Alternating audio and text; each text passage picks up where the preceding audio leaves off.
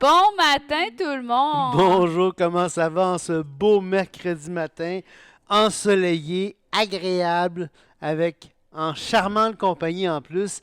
Alors écoutez, qu'est-ce que je pourrais désirer de plus? En plus, on étudie la parole de Dieu. Alors écoutez, tout y est, tous les ingrédients y sont pour un temps très, très agréable. Alors nous sommes au Dans le chapitre, proverbe 26, j'allais le dire, Proverbe chapitre 26, si je peux trouver le... Ah, je l'ai trouvé. comme la neige en été et la pluie pendant la moisson. Ainsi la gloire ne convient pas à un insensé. Pas besoin de beaucoup d'explications. Hein? Non, Quand on y c'est pense, là, c'est un beau distique. imaginez-vous un beau juillet, 28 degrés, léger vent, tout d'un coup, ça descend à -5, grosse neige. Avez-vous remarqué que depuis, mais en tout cas surtout dans cette section-là du livre des Proverbes, un petit peu avant, mais il y a beaucoup de parallélismes qui sont... Au début du livre, vous vous souvenez les parallélismes qu'on avait étudiés, les distiques qu'on regardait? Souvent, il y a une phrase qui, qui, euh, qui était, euh, qui était énoncée et il y avait une phrase parallèle qui reprenait essentiellement les mêmes termes, ou en tout cas les termes synonymes de ce qui était dit dans la première ligne du distique. Ici, ce qu'on remarque depuis surtout à partir du chapitre 25, mais un petit peu avant, on remarque que c'est souvent des métaphores, c'est souvent des comparaisons avec quelque chose qu'on dirait à première vue, il n'y a pas de... Mais c'est de la poésie. C'est de la poésie beaucoup plus poétique, je pense, qu'au début. Au début, il y avait beaucoup le parallélisme, on l'a vu, hein, on avait expliqué ce que c'était. Mais là, on voit vraiment des beaux parallèles avec vraiment un langage figuré, un langage très Imagé. imagé, et voilà. Et puis qui pourtant, je pense, éclaire encore plus le sens du second distique. Moi, je trouve ça super. Et c'est La- pour ça qu'il faut prendre le temps de le voir. Hein, tu sais. Et la pluie pendant la moisson. Donc là, moi, je viens de campagne. Là, imaginez les agriculteurs. Pourquoi pendant la moisson, on ne veut pas nécessairement de pluie? Un, pour être capable de moissonner. Et deux, parce qu'on veut que la paille qu'on va ramasser ou le grain soit sec. Ouais, c'est ça. Parce que s'il y a de l'humidité puis qu'il est ramassé alors qu'il pleut, ben le grain va être humide et va être plus difficile à storer, à conserver, à garder. Exactement. Puis en plus, ici, au Québec, écoutez, quand il neige en juin, là, c'est arrivé il y a une couple d'années, il y avait neigé en fin mai. C'est tellement décourageant. J'imagine que, écoute, écoutez, c'est très, très percutant, là, comme on voit ici, la neige en été. Alors, ainsi, la gloire ne convient pas à un insensé. La neige en été, ça ne fit pas, puis la pluie pendant la moisson non plus. Alors, même chose pour la gloire à un insensé, tu ne donnes pas la gloire à un insensé. Tu l'enlèves de là, c'est tout. Comme l'oiseau s'échappe, comme l'hirondelle s'envole, ainsi la malédiction sans cause n'a Attends, j'ai point... une petite Oui, question. vas-y.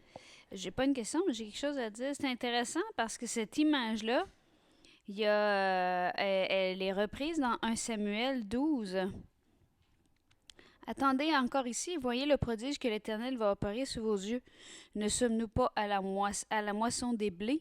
J'invoquerai l'Éternel et il enverra du tonnerre et de la pluie. Hmm. Sachez alors et voyez combien vous avez eu tort aux yeux de l'Éternel de demander pour vous un roi. Hmm. Samuel invoqua l'Éternel et l'Éternel envoya ce même jour du tonnerre et de la pluie. Tout le peuple eut une grande crainte de l'Éternel et de Samuel.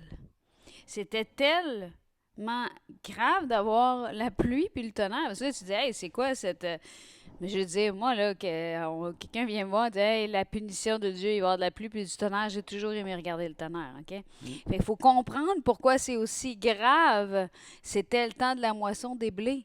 Si la pluie arrête pas, le tonnerre arrête pas, ça va être la famine. Écoutez ensuite ce que ça dit. Euh, Tout le peuple dit à Samuel, prie l'Éternel ton Dieu pour tes serviteurs afin que nous ne mourions pas, car nous avons ajouté à tous nos péchés le tort de demander pour nous un roi. Hmm. Donc on voit qu'ils ont vraiment la crainte du fait que du tonnerre puis de la pluie pendant la moisson. Hmm. C'est intéressant, hein? C'est vraiment intéressant. C'est Hein? Je vraiment l'ai lu fa- ça grâce aux petites marges. Hein? C'est la lettre J. Oui. Ensuite, OK. comme l'oiseau s'échappe, comme l'hirondelle s'envole, ainsi la malédiction sans cause n'a point d'effet. Ici, on est dans un contexte intéressant par contre. Et ça fait référence à Nombre 23 Tu l'as lu en dans la marge, marge. mais c'est l'épisode avec Balaam. Où est-ce que Balaam va tenter? Est-ce que tu l'as, Jules? Tu peux lire le verset là, dans Nombre 23. Oui. Je vais lire le contexte. Ouais, un petit peu, peut-être à partir de verset. Balaam dit à Balak, tiens-toi près de ton holocauste et je m'éloignerai. Peut-être que l'Éternel viendra à ma rencontre et je te dirai ce qu'il me révéla. La, la, la, la, la, la. L'Éternel mit des paroles dans la bouche de Balaam et dit, retourne vers Balak et tu parleras ainsi. Ce serait le fun hein, s'il ne s'appelait pas presque pareil. Ce serait facile de voir les rôles. Là. Il retourna vers lui. Et voici, Balak se tenait près de son holocauste, lui et tous les chefs de Moab. Balaam prononça son oracle et dit, Balak m'a fait descendre d'Aram. Le roi de Moab m'a fait descendre des montagnes de l'Orient. Hmm. Viens, maudit, moi Jacob. Viens, sois irrité contre Israël.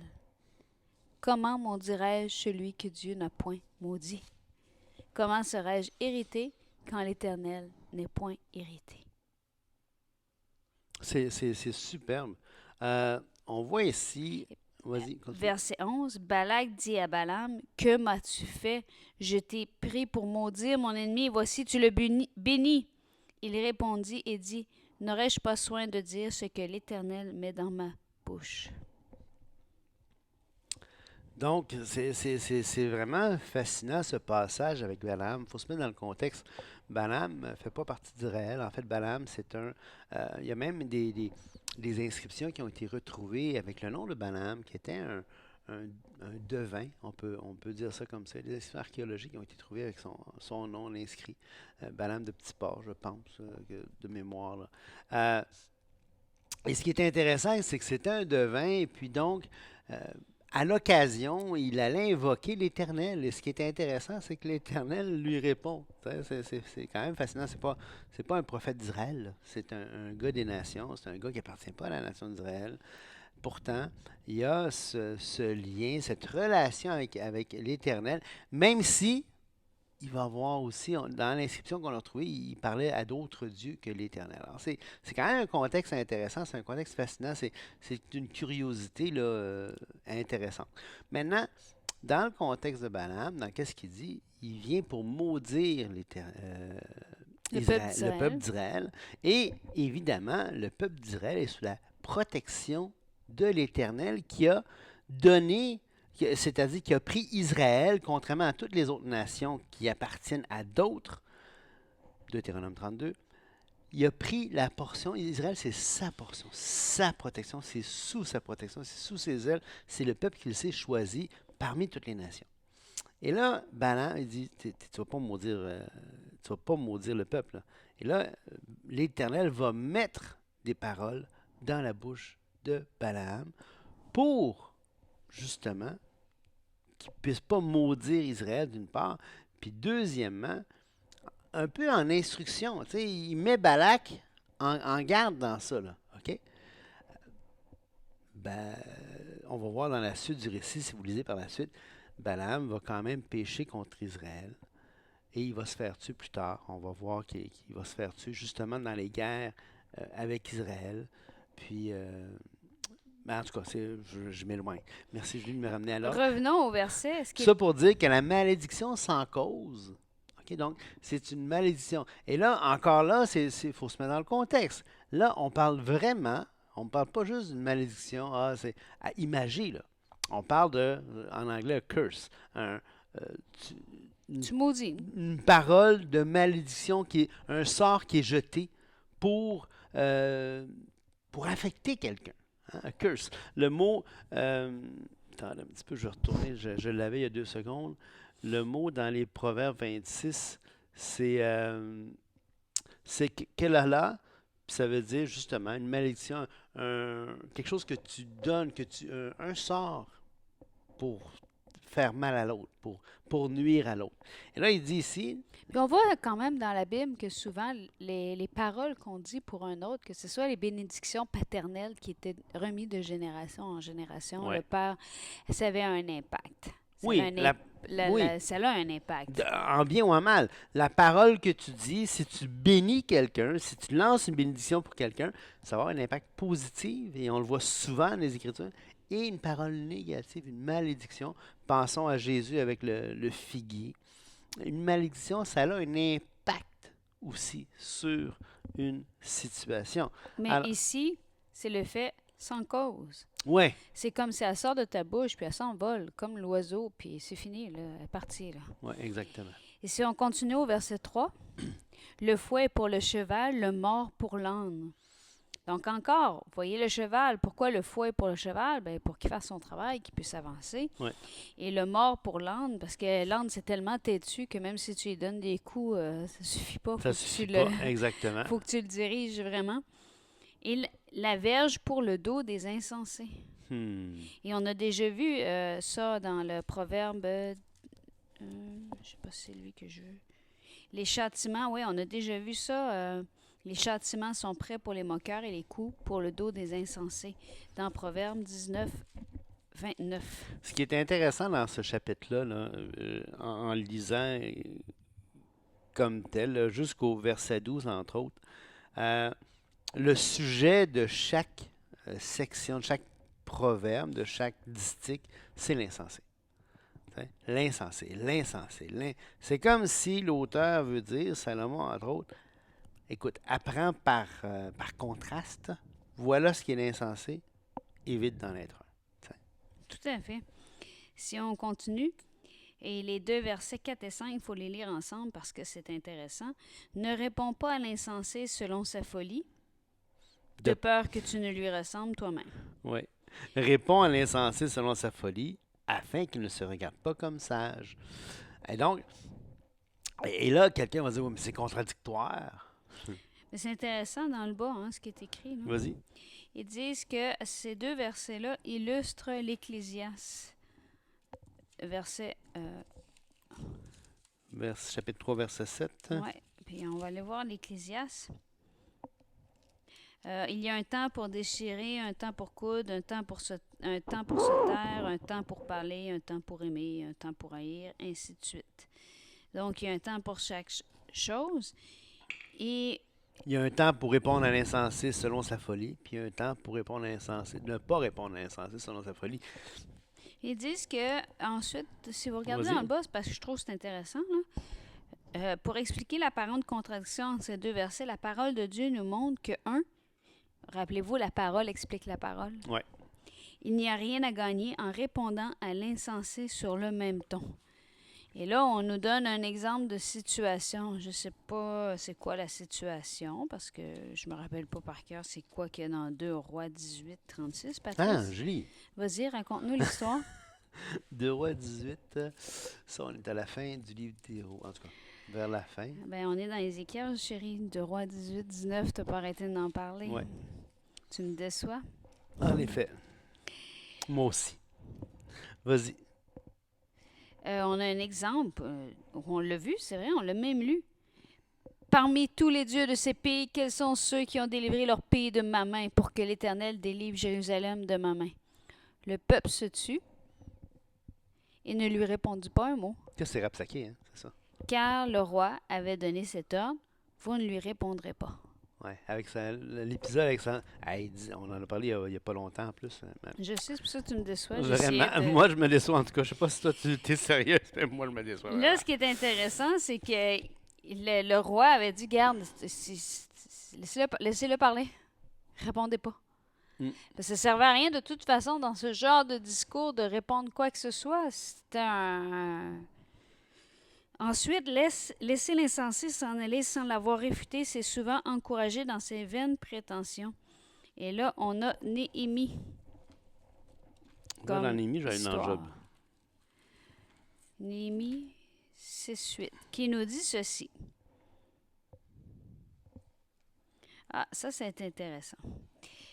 Quatrième forme de posité, la ruse. Solution, la fermeté. Donc, c'est au moment qu'ils sont en train de reconstruire Donnez-nous la muraille. ouais, la muraille, justement. Et nos autres ennemis apprirent que j'avais rebâti la muraille et qu'il n'y avait plus de brèche. Alors, Shabalat et Gesem m'envoyèrent dire, viens et ayons ensemble une entrevue dans les villages de la vallée d'Ono. Ils avaient médité de me refaire du mal. Je les envoyai des messagers. J'ai un grand ouvrage à exécuter, je ne puis descendre, le travail sera interrompu pendant que je le quitterai pour aller vers vous. Ils m'adressèrent 4 fois la même demande et je leur fis la même réponse. Persévérer dans les bonnes décisions. Sabala m'envoya ce message une 5e fois par son serviteur qui tenait à la main une lettre ouverte. Il y était écrit « Le bruit se répand parmi les nations de Geshem affirme que toi et les Juifs, vous pensez à vous révolter et que c'est dans ce but que tu rebâtis la muraille. Tu vas, dit-on, devenir le roi. Ouais, hein? » Donc là, on a des fausses accusations. Ouais. Tu as même établi des prophètes pour te proclamer à Jérusalem roi de Juda. Et maintenant, ces choses arriveront à la connaissance du roi. Viens donc et consultons-nous ensemble. Je fis répondre à Shabalad, ce que tu dis là n'est pas, c'est toi qui l'inventes. Tous ces gens voulaient nous effrayer et ils se disaient, ils perdront courage et l'œuvre ne se fera pas. Maintenant, ô Dieu, fortifie-moi. Je suis sûr que ça vous est déjà arrivé. Moi, ça m'est arrivé à quelques reprises dans le passé. Quelqu'un va venir et dire « Ah, il y a plein de gens qui disent quelque chose, ou il y a des gens qui pensent ça. » Finalement, tu demandes qui, puis finalement, il y a juste la personne. C'est juste une personne, c'est la personne qui vient le voir. C'est pas du tout plein de monde, là. Ça se résume à un. Et c'est un petit peu ce qui se passe ici. Non, écoute, c'est pas vrai, là. Et là, dans ce temps-là, réponds à l'insensé afin qu'il ne se regarde pas comme sage. Oui, la deuxième référence qui est indiquée dans la Bible Scofield à ce passage-là, c'est dans Job. Quand la femme de Job va dire tu demeures ferme dans ton intégrité, maudit Dieu et meurs. Et là, Job va s'insurger. Il va dire hey, Job va lui répondre tu parles comme une femme insensée.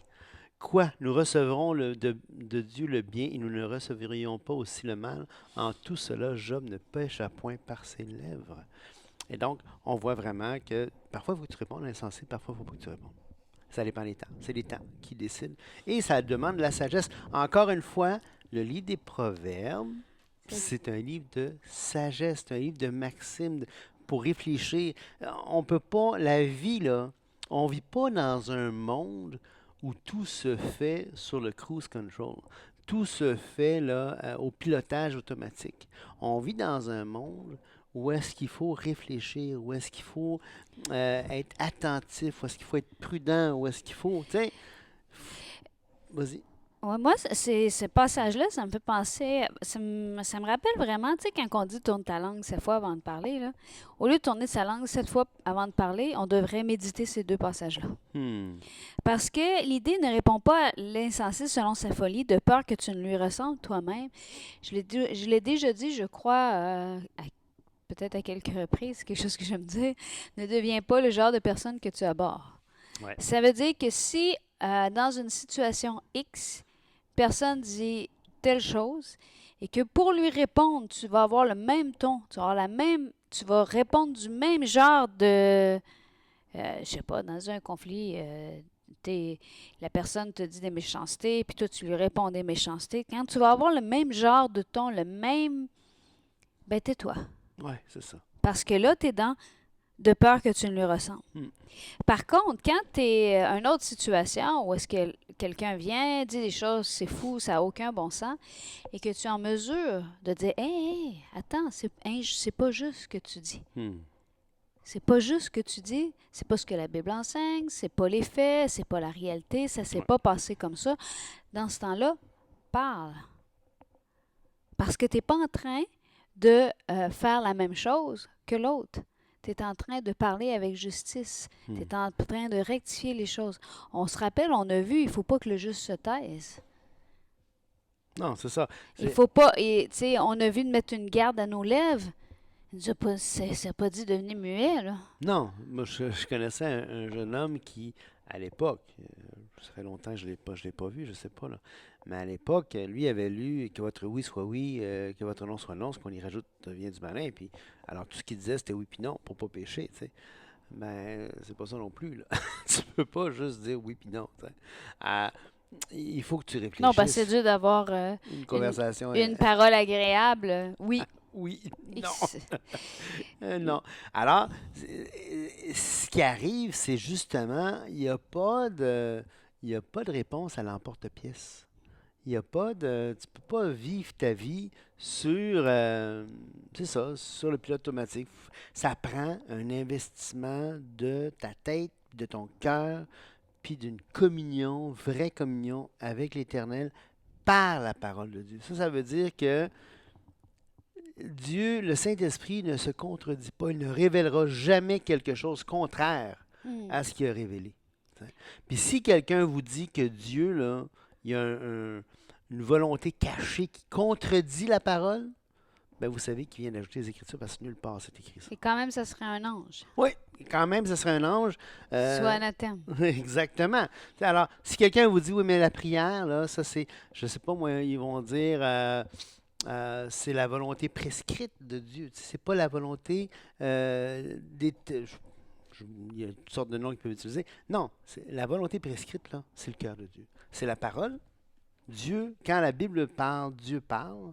C'est pas juste une question de prescription ou de décret ou de. Non, regarde, c'est Dieu qui parle. Puis il va pas dire des choses contraires à ce qu'il pense. Sinon, c'est un menteur. Ça, on appelle ça de la duplicité. Oui, merci. Tu sais, Dieu, c'est pas un vendeur de chars usagés, là. Tu sais, Ben, c'est pas, on n'est pas en train de dire que tous les vendeurs de chars Non. usagés sont. C'est quoi ces accusations-là? Je réponds à l'insensé selon sa folie. Non, mais tu sais, l'image, qu'on appelle ça, Hey, écoute, ça, c'est un bon bargain. ouais, c'est ça. Tu sais, la dent en or qui clignote, là, tu sais, tellement pour te dire, hey, fais-moi confiance, tu sais. Non, c'est pas un escroc, Dieu, C'est là. trop écouté la télé. Oui, c'est ça. Passons au prochain Oui. verset. Écoutez, on est dans les images. Hein. Donc là, vous êtes tous assis, peut-être. OK? Imaginez-vous, vous prenez un couteau, tu te coupes un pied. Ouch! Je sais, je suis intense. Hein. C'est ce que le verset dit. Il se coupe les pieds. Hey, j'ai été fine, j'en ai coupé juste un, moi. Il se coupe les pieds, il boit l'injustice. Hey, imagine-toi un verre d'injustice, ça doit être putrine un peu, ça. Tu sais, c'est comme. Celui qui donne des messages à un insensé. Parce que le message, il se rendra pas. Non, Là. c'est C'est ça. comme si tu t'es dit. C'est pour ça l'image de se couper les pieds est belle. Là. C'est Ouais, que tu peux plus marcher, là. T'as plus de pieds. Il va nulle part ton message, tu sais. Si on continue, comme les jambes du boiteux sont faibles, ainsi est une sentence dans la bouche des insensés. Elle n'aura pas de tonus, ça peut être facilement. C'est drôle, tu sais, c'est vraiment quelle belle image. Hey, ça aussi, c'est beau. C'est attacher une pierre à la fronde. Il faut voir l'image, OK? Une fronde, OK? Ça veut dire qu'on a mis une pierre, on l'a attachée comme il faut, puis là, Oui, parce que, tu sais, tu fais tourner la pierre, là, puis là, tu le laisses aller, mais là, c'est attaché. Qu'est-ce qui va se passer? Ça va te revoler dans la cinétique, tout ça, tu vas recevoir la fois, là, puis c'est toi qui vas... accorde des honneurs à un insensé, c'est comme te lancer une pierre puis qu'elle te revienne en plein visage. Oui, c'est ça, parce que tu l'as attaché après, tu sais. Elle est collée après. Pas une bonne affaire. Je vous ai dit, visualiser, c'est Ouais. tellement riche. Comme une épine qui se dresse dans la main d'un homme ivre, ainsi est d'une sentence dans la bouche des insensés. Alors, t'as une épine par la main, tu sais, comme une écharpe, finalement, là. Puis là, il est comme, il est tellement sous qu'il est pas capable de l'ôter son écharpe, tu sais. Hey. Comme un... Ou une épine, ça pourrait être aussi un dard dans la main d'un homme sous, tu sais, c'est comme, ça marche pas du tout, tu sais. Ainsi est une sentence dans la bouche des insensés. Ben, si on vient de voir que on a deux fois insensé, là. Ainsi est une sentence et insensé, je veux dire. Ainsi est une sentence dans la bouche des insensés. C'est-à-dire qu'elle est faible, elle n'a pas de tonus, elle va s'écrouler. Puis une épine qui se dresse dans la main d'un homme ivre. Ainsi, moi, je voyais ça comme quelque chose qui se dresse pour qu'il essaie de se défendre, tu sais. Ah oui, aussi. Puis Ben que oui. là, il est sous de toute façon. Fait OK, c'est... Il va se percer lui-même, finalement, tu sais. Exactement. L'autre Comme un l'autre est belle, archer, est vraiment belle, le verset 10, là, c'est vraiment super buzzy. comme un archer qui blesse tout le monde. Hey, un moment donné, Julie puis moi, on était dans une fête quelque part. Je vais taire le village, je vais taire l'occasion. Puis là, il y avait un concours de pigeons d'argile, tu sais. Puis là, il y avait... Les gars étaient bons. Les gars, là, écoute, ils tiraient, puis des fois, deux, trois pigeons d'argile en même temps. Pouf, pouf, pouf, ils éclataient tout le temps, tu sais. Mais il y a un des gars qui se lève, il a son calibre 12, tu sais. Puis là, il est tellement sous puis il se tourne vers nous autres. Puis là, on se penche, c'était comme ah! Ah, il est sous, puis il se tourne, puis il pointe tout le monde avec son 12, puis tandis qu'il est sous. Ça me faisait penser à cette image-là. Tu sais, un archer qui blesse tout le monde, il tire les flèches sans regarder où est-ce qu'il tire, tu sais, puis il blesse tout le monde. Mais par exemple, dans le contexte, le gars, il les a tous eus, ces pigeons Ouais, d'argile. C'était... Il je devait sais pas. être Il y avait, habitué. je sais pas si c'était sa fille qui l'a aidé à avancer vers le spot, là. Mais sa jeune fille, en plus, elle devait connaître son père parce qu'elle était floue, puis elle l'a dirigé, tu sais. Toute sa petite fille aussi. Ah, c'est peut-être sa petite fille aussi, ouais. Mais en tout cas, tout ça pour dire que il les a tout eu, tu sais. Moi, j'étais pas sous, puis j'aurais pas pu tirer. Ben, j'ai jamais tiré de ma vie, là. Comme un archer qui blesse, t'as pas pris un coup de manimandame, toi? J'ai pris un coup, mais jamais tiré. On tirait pas, on faisait semblant, tu sais, tu charges. Je sais comment ça marche. Ah, bon, non, on avait tiré aussi Ah chez oui, Jean-Claude. chez Jean-Claude. Jean-Claude nous avait fait tirer Dans le vide, là. dans le vide. Fait qu'on Sur était sur super une bons. cible, finalement. Ah ouais, non, c'est... Mais ouais, Écoute, on ben, ça l'a... donne un coup en crime avec le 12, hein. En tout cas, on s'éloigne. Bon, Ainsi est celui qui prend à gage les insensés et les premiers venus. Peux-tu m'expliquer pourquoi c'est comme un archer qui blesse tout le monde, celui qui prend en gage les insensés et les premiers venus? Ça veut dire que c'est quelqu'un qui engage n'importe qui. ouais, Fait qu'il va finir par blesser tout le monde. ouais. J'ai l'impression que c'est ça. Comme un chien qui retourne à ce qu'il a vomi, ainsi est un insensé qui revient à sa folie. Il a vomi, il s'est comme réveillé un peu, puis là, ben, il revoit son vomi. Oh, ça a l'air bon, ça. Puis il retourne s'y vaudrait. Et là, on a quand même un peu d'espoir dans ce verset-là. Ouais, Parce que s'il revient à sa folie, il s'en était détourné. ouais. Mais malheureusement, Il est encore insensé, il est retourné. Ouais. Donc, si tu vois un homme qui se croit sage, il y a plus à espérer d'un insensé que de lui. Ce verset-là, je le trouve très intéressant, surtout si on le met en parallèle avec un verset qui lui est semblable dans Proverbe 29, 20. Si tu vois un homme irréfléchi dans ses paroles, il y a plus à espérer d'un insensé que de lui. Euh, il y a des gens qui sont sages, puis qui savent qu'ils sont sages. Ouais. C'est pas de ces gens-là qu'on parle. Si tu vois un homme qui se croit sage, si tu vois un homme irréfléchi dans ses paroles, il pense qu'il est sage, qu'il parle, mais il n'a pas pris le temps de réfléchir à ce qu'il dit. Non, c'est ça. D'ailleurs, le meilleur critère de savoir si tu es sage, c'est pas toi. Ce sont les autres. Qui est-ce qui parle? Qu'est-ce que les autres disent sur ton compte?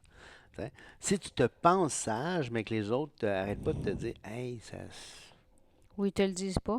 Ou ils te le disent pas, mais qu'ils font jamais ce que tu dis, peut-être que tu devrais remettre en question ton image de toi-même.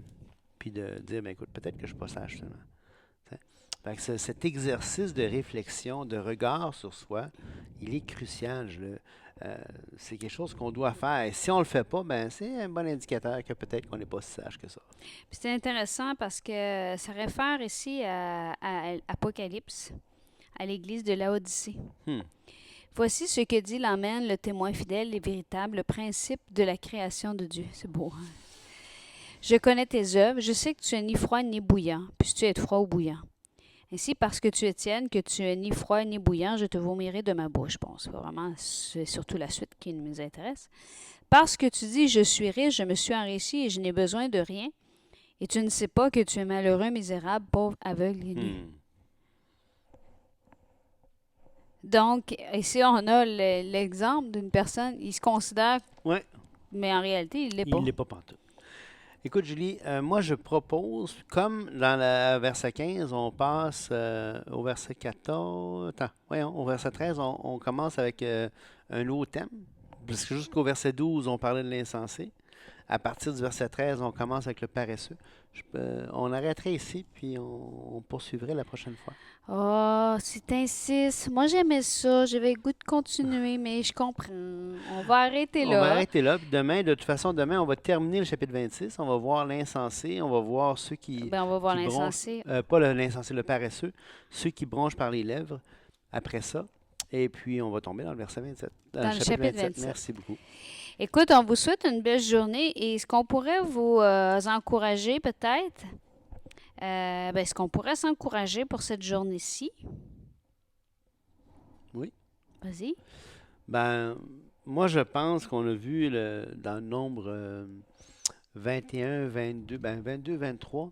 23, oui. 23, mais avec le chapitre 22, on voit qu'on commence à voir Balaam au chapitre 22 de Nombres, du livre des Nombres. Allez lire cet épisode-là, c'est vraiment fascinant. Et faites attention, regardez bien, quand le narrateur, n'oubliez pas, dans tout schéma narratif, dans tout texte narratif, là, il y a le narrateur, celui qui raconte l'histoire, il y a les personnages. Alors, dans la Bible, parmi les personnages, il y a Dieu, il y a dans le Nouveau Testament, les évangiles, il y a Jésus. Il y a les autres personnages. OK, alors, lisez le chapitre 22, 23 du livre des Nombres et regardez le narrateur, ce que le narrateur va dire, ce que Dieu va dire, ce que Balaam va dire, ce que Balak et les autres vont dire. Il y a certains anges qui apparaissent aussi dans la narration.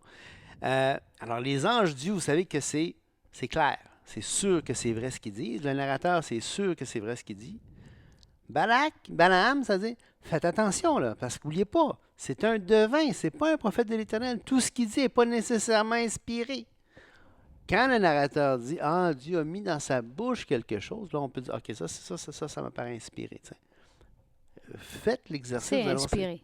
Oui, c'est ça, c'est inspiré. Qu'est-ce que j'ai dit? Ça me paraît. Oui, c'est ça, c'est inspiré parce que le texte le dit. Mais c'est fascinant. Faites l'exercice, c'est vraiment intéressant. En tout cas, Julie? Ben moi, je pense que ce que j'encouragerais, c'est vraiment les versets 4 et 5. De prendre l'habitude, au lieu de dire « Ah, j'ai tourné ma langue cette fois avant de parler », de dire « Ben non, j'ai médité la parole de Dieu avant de parler. » Amen. Soyez bénis. Que Dieu bénisse. Au revoir, à demain.